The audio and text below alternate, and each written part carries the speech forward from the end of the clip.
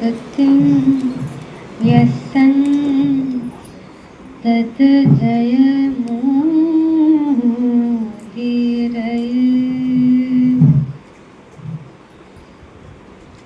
मुखं करोति वाचालं पुंगं लङ्घयते गिरिं यत्कृपातमहं वन्दे परमानन्दमाधवम्।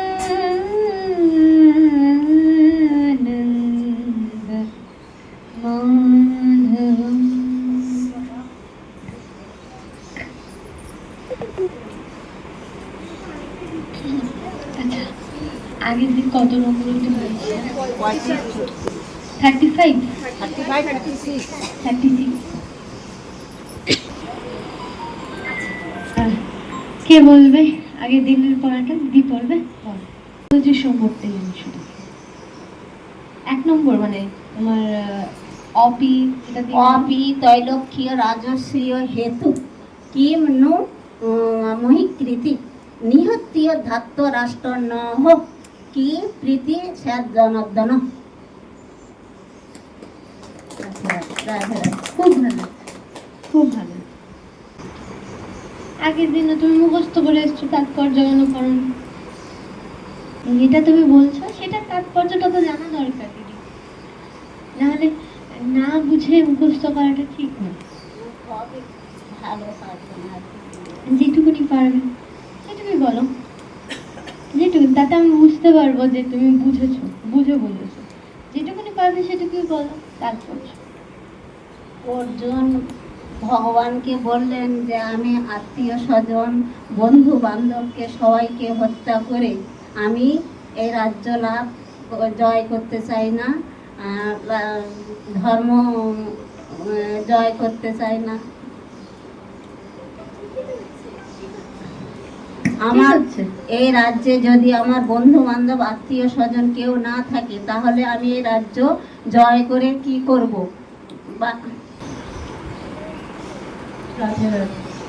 অপি তৈলক্ষ্য রাজস্ব হেতু কিং নো মহিকৃতি নিহত ধাত্ত রাষ্ট্র কিং ন তৎ জনার্দন। হে জনার্দন, পৃথিবী তো কথাই নেই, সমগ্র ত্রিভুবনের বিনিময়েও আমি এই যুদ্ধ করতে প্রস্তুত নই।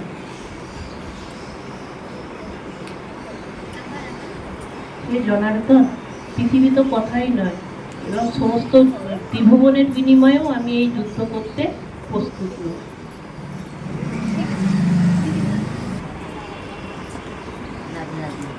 অপি তৈলক্ষ্য রাজস্ব হেতু কিম ন মহিকৃতি নিহত ধাতরাষ্ট্র কা প্রতি স্বজনার্দন। তাৎপর্য, এখানে ভগবানের প্রিয় ভক্ত অর্জুন সে কিছুতে তার জ্ঞাতি ভ্রাতাদের হত্যা করতে রাজি হচ্ছিল না, কিন্তু ভগবানের ইচ্ছা ছিল তাদের বধ করার।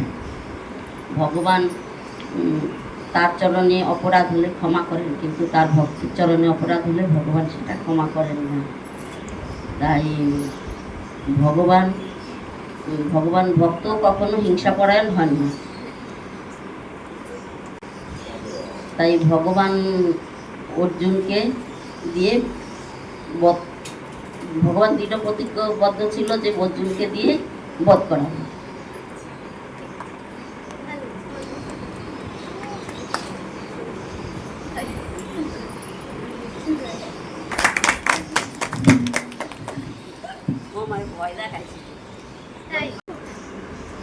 রাধে রাধে।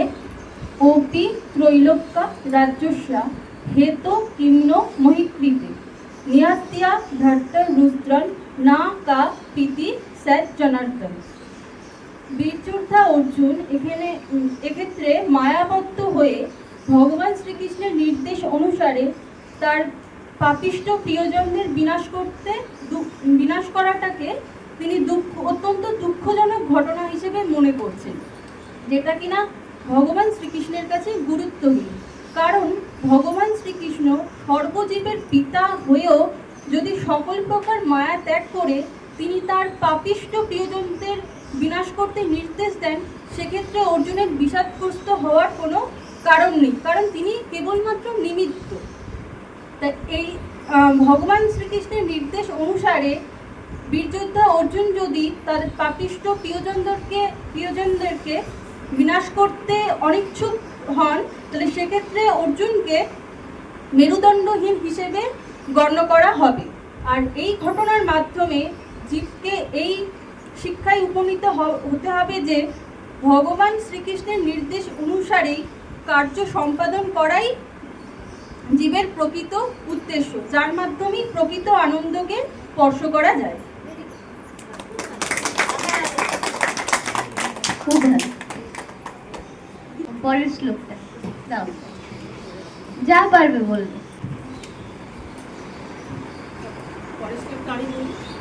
হ্যাঁ বলো, তারপরে তুমি বলবে তার তাৎপর্য। রাধে রাধে। পাপন এবস্বয়াত আসমান হাত হইতন আততিয়ান তস্মাৎ নরঃ ভয়ং হন্তু তস্মাৎ নরঃ ভয়ং হন্তু সা বন্ধু প্রীতি সা ও ধার্তার রুস্তান সা বান্ধবন সজন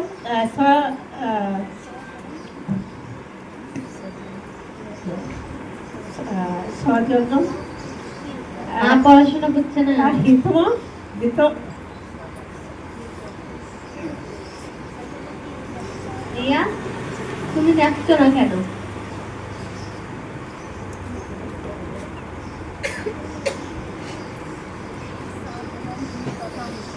সজনম শ্রীকথম আচ্ছা সুখেন শ্যামা মাধব। ঠিক আছে, তাও হয়েছে। আর একটু ভালো করতে হবে না দিদি, একটু তাৎপর্য বলতেই হবে, বলতেই হবে তাৎপর্য। কেননা তার বাড়ির আত্মীয় স্বজন সবই তার নিজেরই লোক ছিল, তো তারা যদি না থাকে যুদ্ধক্ষেত্রে তাহলে ও জিতে কাকে কি বলবো? যেমন আমরা ভালো কিছু হলে আমাদের আত্মীয় স্বজন এদের কিন্তু সবার আগে খবর দিই। তো সেই জন্যে অর্জুন যুদ্ধ করতে চাইছিল না। কৃষ্ণ তখন বলল, আচ্ছা, এটা তো হলো, এটা আগের শ্লোকে আছে, ঠিক বলেছো। এই শ্লোকে খুব ইম্পর্টেন্ট একটা শব্দ ইউজ করা হয়েছে, সেই শব্দটা কি?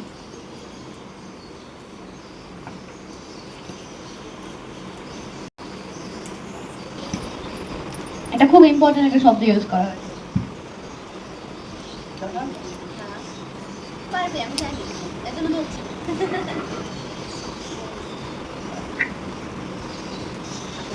হ্যাঁ, কে সবাই মিলে বলো দেখি কি? আততায়ী। এবার আততায়ী মানে কি দিদি? নিজেকে না, আততায়ী কয় প্রকার? 6 প্রকার। আগের দিন কত সুন্দর করে বিশ্লেষণ করলাম, তাই না? তাহলে আততায়ী যে 6 প্রকার, সেটা তোমার একটা বা দুটো পয়েন্ট মনে আছে? প্রথম, তৃতীয়, দ্বিতীয়, চতুর্থ, পঞ্চম। হ্যাঁ, মনে রাখতে হবে দিদি, একটা বা দুটো। আরে তুমি কি করে আত্মস্থ করবে গীতা শ্লোক, তাই না দিদি? আচ্ছা দাও, আমাকে দাও। তো নেক্সট দিন কিন্তু আমি আবার ধরবো, আমি ছাড়ি না। যে বিষয় প্রয়োগ করে, যে যে বিষয় প্রয়োগ করে, যে বিষ প্রয়োগ করে, যে বিষয় যে ঘরে আগুন দেয়, আবার 1 নম্বরটা তুমি কি বললে? যে বিষ, যে বিষ প্রয়োগ করে, কি জিনিস? বিষ বিষ খায়, বিষ ছড়ায়, না, যে বিষ নিজেই খাচ্ছে সে কি করে আততায়ী হয়? না বিষ ছড়ায়, বিষ দান। দান করে, হ্যাঁ, যে বিষ দান করে, যে ঘরে আগুন দেয়, যে বিষয় বিষয় ধন সম্পদ লুট করে, যে মারাত্মক অস্ত্রের দ্বারা ছেদন করে, যে পরের স্ত্রী গ্রহণ করে, হরণ করে, যে বিষয়ে প্রয়োগ করে, যে মারাত্মক অস্ত্রের দ্বারা ছেদন করে, যে জমি অন্যের জমি লুট করে। ছটাই হয়ে গেল।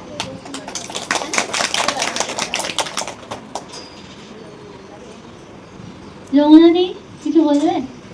বলবে না? খুব বাজে কিন্তু।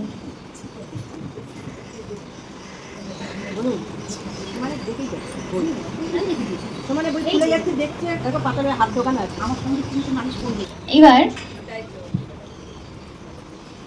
আমি একটা প্রশ্ন করবো, সেটা কার কার মনে আছে কি জানো? সবাই নকল করছে না? ফার্স্ট বেঞ্চে বসে কি করে সাহস পায় কে জানে?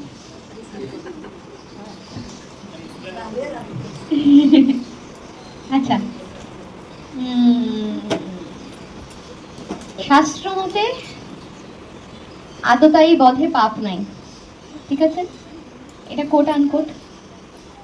কিন্তু কেন অর্জু বলছে আততায়ী হইলেও এদেরকে বধ করিলে আমার পাপ হবে? এই প্রশ্নটার উত্তরটা কে দেবে? রিয়া ছাড়া। শাস্ত্র মতে, আমি আগের দিন এটা খুব ভালো করে বুঝিয়েছিলাম, বারবার করে এই জায়গাটা বুঝিয়েছিলাম, শাস্ত্র মতে আততায়ী বধে পাপ নেই। তাহলে অর্জুন কেন বলছে আততায়ী হলেও আমি একে বধ করলে আমার পাপ হবে? এই প্রশ্নের উত্তরটা কে দেবে?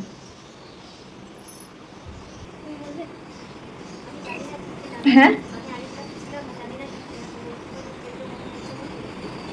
আচ্ছা, মানে তুমি এক ক্লাসে ছিলে না, তাহলে কোথেকে পেলে উত্তর? বই পড়েছিলে? আচ্ছা, ঠিক আছে, তাহলে আসছি তোমার কাছে, আসছি, দাঁড়াও, যেহেতু তুমি আগের দিন ক্লাসে ছিলে না, একটু পরে আসছি, যারা ছিল তাদের মধ্যে থেকে শুনতে চাই। দিদিটা কি বলো, এটার উত্তরটা কিন্তু আমি চাই, এটা খুব ভাইটাল একটা পয়েন্ট।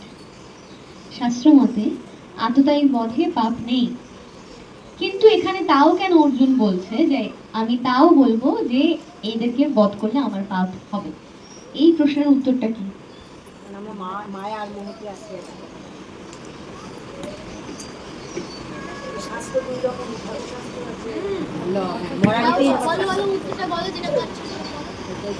মাইকে বলো, মাইকে।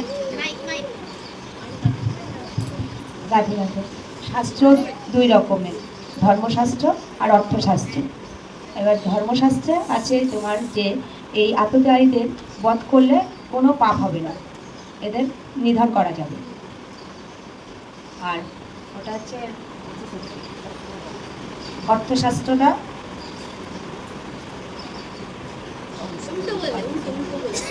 উল্টো বলেছো।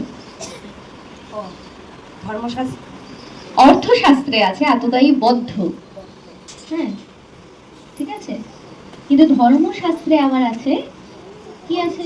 অহিংসা পরমো হ্যাঁ, ধর্ম। অহিংসা পরম ধর্ম। তাহলে সেখানে গিয়ে অর্জুন কে ছিল? অর্জুন কে ছিল? ভগবানের প্রিয় ভক্ত, চরম ভক্ত, ঠিক আছে। তাহলে সে যখন অর্থশাস্ত্র অলরেডি জানে, ঠিক আছে, রাজ্য জ্ঞানে কোনোভাবে কোনো অংশে কিন্তু সে কম ছিল না, সব জানে, অর্থশাস্ত্র বিষয়ে জ্ঞান আছে, সবকিছু, অস্ত্রশাস্ত্রের বিষয়ে জ্ঞান আছে, যুদ্ধশাস্ত্রের বিষয়ে জ্ঞান আছে, যুদ্ধের নিয়ম সম্পর্কে সে জ্ঞাত। তারপরে সব জানার পরেও তিনি বলছেন যে না, আমার পাপ হবে, কারণ তিনি ভক্ত, ঠিক আছে। আর ধর্মশাস্ত্র তার জানা আছে, যেখানে বলা হয়েছে অহিংসা পরম ধর্ম, ঠিক আছে, সেখানে ওনার গুরুজন আছে, গুরুজনরা আছে, আবার বলা হয়েছে ন পাপে প্রতিপাত সাত ইত্যাদি, এই সমস্ত কিছু, যেই সমস্ত শাস্ত্র ধর্মশাস্ত্রে লেখা আছে, সেই ক্ষেত্রে উনি মনে করেছেন যে অর্থশাস্ত্র হইতে ধর্মশাস্ত্র বলবৎ, ঠিক আছে, অর্থশাস্ত্র থেকেও ধর্মশাস্ত্র অনেক বেশি বড়। সুতরাং আততায়ী হলেও গুরুজনাদি বধে পাপ ভাগী হতে হবে, এটাই অর্জুনের উক্তির মর্ম, ঠিক আছে। এটা হচ্ছে কি পরিষ্কার উত্তর এই প্রশ্নটার। এই প্রশ্নটার উত্তরটা একটু মনে রাখবে, হ্যাঁ, আমি বারবার ঘুরিয়ে এই প্রশ্নটা করবো, এটা খুব ইম্পর্টেন্ট একটা প্রশ্ন। এবার সেইখান থেকে আরেকটা কন্ট্রাডিক্টরি প্রশ্ন আসে, সেইটা রিয়া আমাকে বলবে। সেটা হচ্ছে গিয়ে, এইবার আমাকে তুমি বলো যে এইটা যদি অর্জুনের উক্তির মানে হয়, তাহলে এখানে এসে সে কি ঠিক করছে নাকি ভুল করছে? যদি ঠিক হয় তাহলে কেন, যদি ভুল হয় তাহলে কেন? রাধে রাধে। অর্জুন বীরযোদ্ধা হওয়ার পাশাপাশি তিনি পরম ভক্ত ছিলেন, তাই তিনি এখানে ধর্মশাস্ত্রকে গুরুত্ব দিয়ে বলতে চাইছেন যে তার গুরুজনেরা আততীয় হলেও তাদেরকে বধ করা তার পক্ষে আততায়ী হলেও তাদেরকে বধ বা বিনাশ করলে তার সেটি পাপ কার্যের সমতুল্য হবে। কিন্তু ভগবান যিনি নিজেই ধর্মকে তৈরি করেছেন এবং জীবের সকল সময় উচিত যে জীব যেহেতু ভগবানের নিত্য দাস, তাই ভগবান নিজেই ধর্মকে সৃষ্টি করেছেন, তাই ভগবানের উপদেশ অনুসারে জীবের সবসময় এটাই উচিত যে সমস্ত রকম পাপ কার্যকে, অন্যায় কার্যকে সংহার করে ধর্মকে স্থাপন করাটাই জীবের প্রকৃত উদ্দেশ্য। কারণ ভগবান স্বয়ং নিজেই সমস্ত রকম অন্যায় কার্যকে, পাপকে ডিস্ট্রয় করে ধর্মকে ইস্টাবলিশ করেছেন। আমার একটা হাততালি। একদমই তাই। এখানে উত্তরটা হচ্ছে গিয়ে এক লাইনে যদি বলি তাহলে এখানে অর্জুন ভুল বলছে। সবকিছু ঠিক হওয়া সত্ত্বেও সবকিছু টু দি পয়েন্ট অনুযায়ী যদি ধরা হয়, সব বলছে এটার জন্য এটা বলছি, এটার জন্য এটা বলছি, যদি সবকিছু মানা হয় তাতেও বলবো যে অর্জুন এখানে ভুল কাজ করছে। কারণ ধর্ম সৃষ্টি কি করেছে? সৃষ্টিকর্তা যদি যখন বলছে যে না তুমি অস্ত্র ধারণ করো, শস্ত্র উঠাও, শস্ত্র উঠাও, তাহলে সে যখন বলছে তখন তার কথাই সবচেয়ে বড় ধর্ম। ঠিক আছে? হ্যাঁ,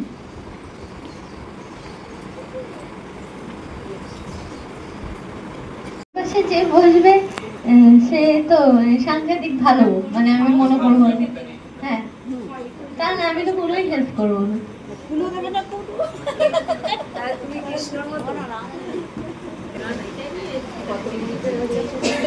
আমি ক্লাসের মধ্যে বলেছিলাম না, গোবিন্দ, ঠিক আছে, অচ্যুত, ভগবান শ্রীকৃষ্ণের যে যে নামগুলো আমরা পেয়েছি, যেগুলোর ব্যাখ্যা করা হয়েছিল অচ্যুত মানে কি, সেই শব্দার্থগুলো যাতে মনে থাকে। হ্যাঁ, যখন তখন জিজ্ঞেস করা হয়ে যেতে পারে অচ্যুত মানে কি, যে ভক্তের থেকে কখনো চ্যুত হয় না, তার হাত ধরলে সে সবসময় হাত ধরে থাকে। ঠিক আছে, যে ভক্তের থেকে কখনো চ্যুত হয় না তার নামই অচ্যুত। গোবিন্দকে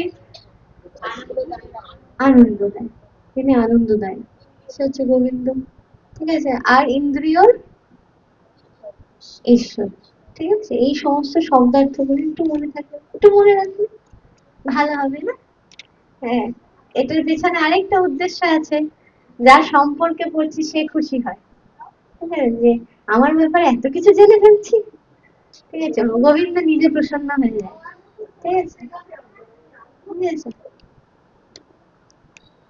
তাড়াতাড়ি শেষ করে দিয়েছি। একটা দুটো এক্সাম্পল দিচ্ছি। শ্রীকৃষ্ণ ও অর্জুনের রথটিকে কি বলা হয়? এই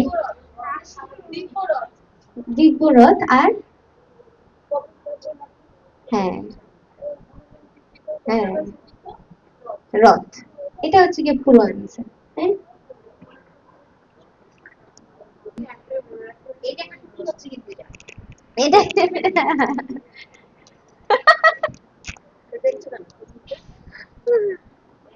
ঠিক আছে, সেটা হচ্ছে গিয়ে তোমার অর্জুন এবং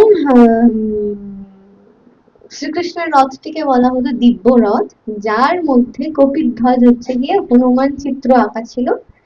সেই রথটি আহ সারথি ছিলেন শ্রীকৃষ্ণ। ঠিক আছে,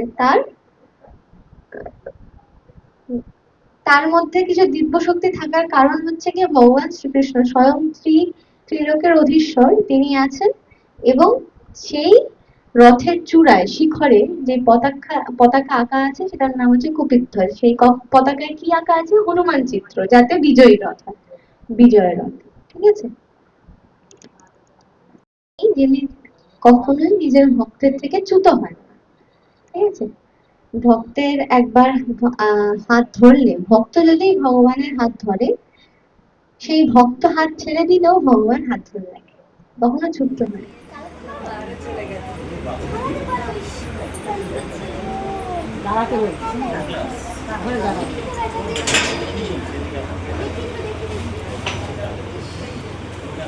কোথায় পড়ে গেছো? সাহারে সব শেষে এসছে।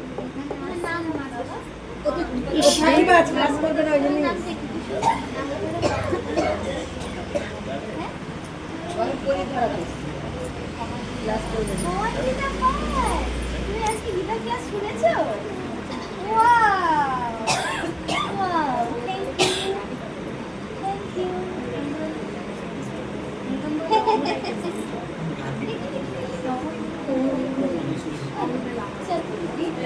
বাচ্চারা কি বলছে?